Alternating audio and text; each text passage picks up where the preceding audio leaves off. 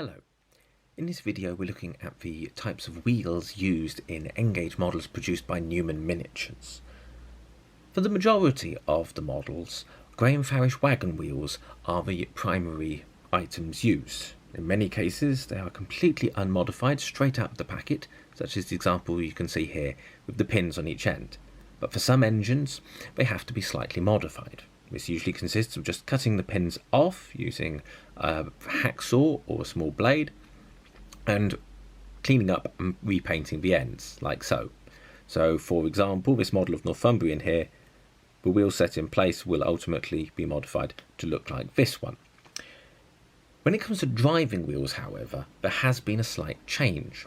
The models were originally designed for one particular type of driving wheel, which unfortunately has now been discontinued.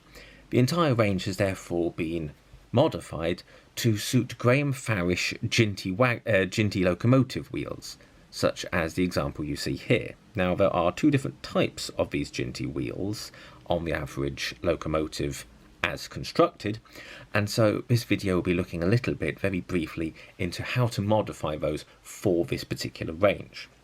Now, the first type, such as already on Northumbrian here, are the geared wheel, the main driving wheel, and you can see another example of that just here. These usually come with the pins ready in place and a set of coupling rods already attached.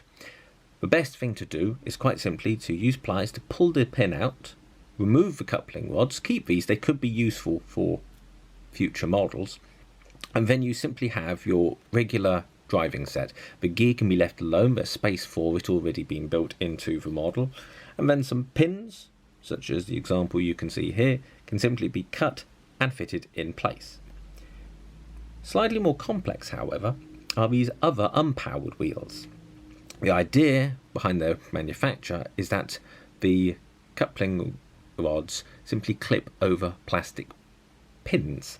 However, for our models, we need the pins to be cut off and the location drilled out. Now, this is much simpler than it might sound, so I'm going to show you quickly the main elements involved. If I move that out of the way.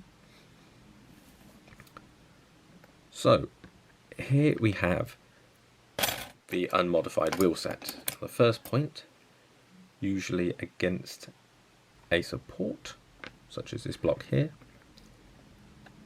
is to hold the wheel in place and to cut off the pin.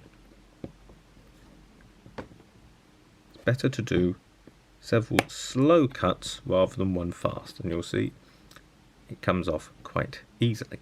If I repeat that for the other side. Oops.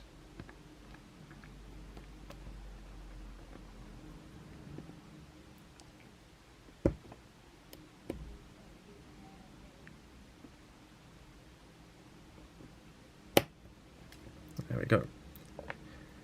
Now, secondly, of course, we need to dress that a little.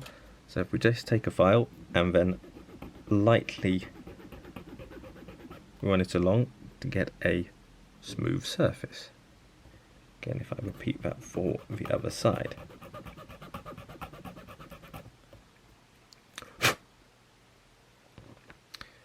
What I suggest next, because it makes life easier in the long run, is to take a pin, or in this case a spike, and gently mark the very centre of the point which has been made, just like so. This gives a starting point for drilling.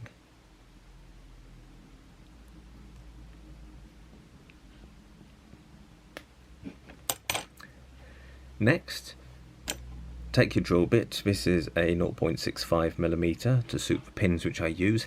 That generally seems to be the best diameter and also the most common of dressmakers' pins, which I use in all of my models. So simply by holding, this is just a case of drilling through.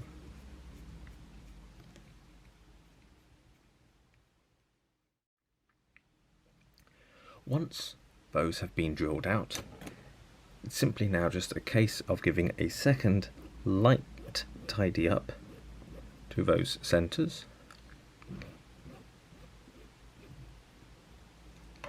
And if unsure, you can just use the pricker just to mark out the holes again. The wheels are now ready for use. So if I bring Northumbrian back as an example, you can see the wheels in action.